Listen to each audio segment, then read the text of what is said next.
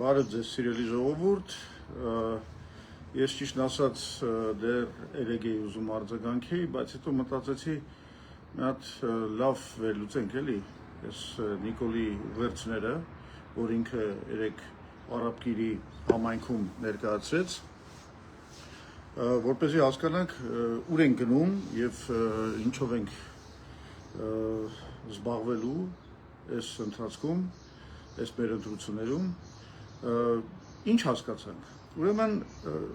իսկապես սա շատ արդեն լուրջ բան է։ Փաշինյանը ինչ է ասում, դիմում է մեր հասարակությանը, արցախցիներին, հələ մի կողմ դնենք, թե ինչ վատ մաներաներով, ինչքան կոպտորեն հարձակվելով անմեղ քաղաքացիների վրա, դա հələ մի կողմ դնենք, հələ մենք հասկանանք ինչ է ասում։ Ուրեմն ասում է, հիմնական մեղադրանքը այն է, որ Ղարաբաղցիք, արցախցիները իբր թե չեն կռվել, փախել են ղեկավարները, զբաղված են եղել մենակ թալանով, իսկ արցախցիները չեն կռվել։ Վախեցել են, թողել են ռազմի դաշտը եւ այլն եւ այլն։ Հիմա մենք ուղղակի ուզում եմ մեր ժողովրդին ներկայացնեմ որոշ տվյալներ։ Դուք օրինակ գիտեք, որ այսինքն շատերը գիտեն բնականաբար, բայց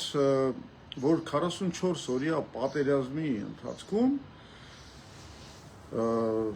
արցախահայության կորուստները կազմել են 900 մարդ։ Հետագայում արդեն 23 թվին, երբ որ արդեն Արցախի ոչնչացման պատերազմի ժամանակ, երբ որ իդեպ Փաշինյանը մենակ էր թողել արցախցիներին, իրենց անվտանգության հարցերը լուծելու, եւս 200 մարդ այդտեղ կորցրեցին արցախահայերը, ընդ որում լավ կռիվ տվեցին, այն վերջին հուսահատ մարտը տվեցին, եւ 200 մարդ էլ ասենք այդ բանի դեպքերից, պայթյունի դեպքերից, այսինքն մենք մոտավորապես ստանում ենք լրիվ ճիշտ թվերը անհնար է պարզել, բայց մոտավորապես ստանում ենք 1300 մարդ զոհված, ընդ որում բացարձակ մեծամասնությունը զինվորականներ, այս Արցախի պաշտպանության վերջին այս դրվագներում պատերազմի։ Դուք հասկանում եք այդ ինչ թիվ է։ Նիկոլ Փաշինյան, դու հասկանում ես այդ ինչ թիվ է։ Ասենք դա եթե համարենք, որ Արցախի բնակչությունը կազմում է 140,000 մարդ, դա մոտավորապես բնակչության 1%-ի մասին ենք խոսում։ Ասենք որ դուք հասկանաք այդ ինչ թիվ է, ասենք խորհրդային միության կորուստների մասին չենք խոսում, դրանք ահավոր են եղել, բայց օրինակի համար Միացյալ Թագավորությունը, Բրիտանիան, երկրորդ համաշխարհային պատերազմում կորցրել է իր բնակչության 1%-ը։ Այսինքն արցախահայությունը այդ երկու պատերազմներում կորցրել է այնքան մարդ, ինչքան Միացյալ Թագավորությունը Բրիտանիայի կորցրել է երկրորդ համաշխարհային 4 տարվա պատերազմում նացիստական Գերմանիայի դեմ։ Եվ այս մարդկանց, որ այսքան զոհ են տվել, այսքան խիզախորեն պաշտպանել են իրենց հայրենիքը, այս մարդկանց Նիկոլ Փաշինյանը մեղադրում է, անվանում է վախկոտներ, փախել եք, չեք պաշտպանել եւ այլն եւ այլն։ Սա ինչ ասեմ, հրեշավոր դեմագոգիա է ու խաբեբայություն եւ անտանելի մի բան է եւ չգիտեմ, այս մարդուն սրանից հետո ոնց անվանենք։ Գիտեք, արդեն չի լինում այս ամեն ինչը բան անել, էլի, իր գժության վրա սպիսատ անել, ասել որ դե լավ, դե հիմա բանա մի քիչ շեղված է, էսա հենա։ Սա հոգեբանություն է։ Սա հոգեբանություն է, սա մոտեցում է։ Ինքը համարում է, որ հələ մի հատ էլ տեսեք ինչ ասում է։ Ասում է դու ոնց է չես զոհվել։ Դուք ինչ եք ընդհանրապես կենթանի, որ հələ ստե գալիս եք 5000 զոհերի մասին խոսում եք։ Հասկանում եք ինչ ասում այս մարդը։ Այս մարդը ասում է, որ եթե տենց էր, գնայք զոհվեիք բոլորը, մի հատ որևէ ականատես էլ չունենայինք, որ մեզ կարողանար որևէ կշտամբանք բերեր մեր առաջ դներ։ Այս մարդը այսենց ինչ ասեմ, հայերենում դժվարանում էլ հրեշ են բառը չի, ուռոդ է էլի։ Սենց մի բան է։ Ասում ես այդ Ղարաբաղ Արցախի ղեկավարությունը փախել է։ Արցախի ղեկավարությունը այսօր Բաքվի բանտերում տանջվում է ու տանջվում է նաև այն պատճառով, որ դու քո դիվանագիտությունը բացարձակ որևէ արդյունավետություն չունի։ Նաև դրա համար է տանջվում։ Եվ իրականում շատ լուրջ կասկածներ կան, որ դու չես էլ զբաղվում իրանց վերադարձով։ Իսկ ինչի՞ պիտի զբաղվես, եթե դու ըստ էության դառել ես Իլհամ Ալիևի կուսակալը, նրա ռուպորը, նրա ինչ ասեմ, գուբերնատորը Հայաստանի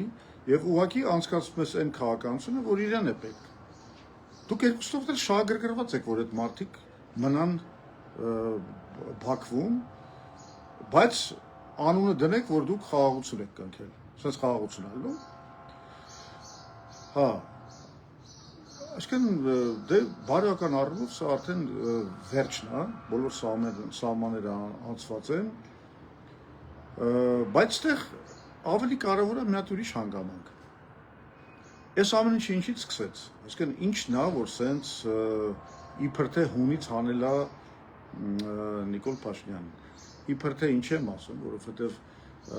իրականում այս գրգռվածությունը իր մոտ առաջացավ այն մասկիների շոուից, որ իբր ինչ-որ Ղարաբաղցիք մասկաներով, ավտոմատներով սպառնացել են իրան, հա, և ինչ է կատարվում, նախ ժողովուրդը շատ ճիշտ հարց է տալիս, այդ ոնց եղավ, որ այդ նյութը մենակ ձեզ է հասանելի, այսինքն դուք եք տարածում այդ նյութը, կարող է այդ նյութը ձեզ ուղղակի շատ պետք էր, որ հիմա լինի, որ դուք կարողանաք այսպես սրել իրավիճակը։ Ու դուք առանց որևէ հիմնավորման, առանց որևէ հետաքննության, առանց որևէ ապացույցի, Նիկոլ, դու հարձակվում ես եւ ընդդիմության վրա, եւ սովորական քաղաքացիների վրա։ Բոլորին sense նույնացում ես իրար։ Դու ռոբ ես, դու էս ես, դու են ես, սաղիդ կկզացնեմ բան։ Այդ բառապաշարը դու տենց էլ պետական գործից չդարար։ Դա քուչի գյադու բառապաշար է։ Ու դու երկիրը կառավարել ես քուչի գյադու կարգավիճակով։ Մի բան էլ ասեմ, այդ մի քիչ քո համար շատ մեծ կարգավիճակ կլինի, որ ասենք քեզ քուչի գյադա, անգամ կարող է վիրավորվեն այդ մարդիկ, որովհետև դու այդքանն էլ չկաս։ Դուսկի բակ չես դուս եկել, հայատ չես դուս եկել, կռիվ չես արել, այդ էլ չկաս։ Բայց այդ բանը պահվածքը լավ էլ յուրացրել ես եւ օգտագործում ես։ Ու վախկոտ էլ մարդ ես, դեմ դիմաց այդ կանգնած Արթուր Օսիպյանը դու իրան չես կարողանում պատասխան տաս, հետո փախնում ես, գնում ես կամերայի մեջ հանրության ես սկսում քո պատասխանը տալ։ Կարճ ասած ահա որ է, ես կարծում եմ Փաշինյանը միտումնավոր գնում է սրման իրավիճակի, ինքը հասկանում է, որ հողը իր տակից գնում է, որ իրան պետք է սրել իրավիճակը եւ ստեղծել անգամ գնալ բախումների եւ այլն եւ այլն։ Ամբողջ պատասխանատվությունը լինելու է քո վրա, Նիկոլ, դրա համար, բայց մեր ժողովրդին ես կոչ եմ անում սառնասիրտ կեցվածքի, մենք պետք է հասկանանք ինչ չարիքի հետ գործ ունենք, պետք է մեր գործողությունները պետք է լինեն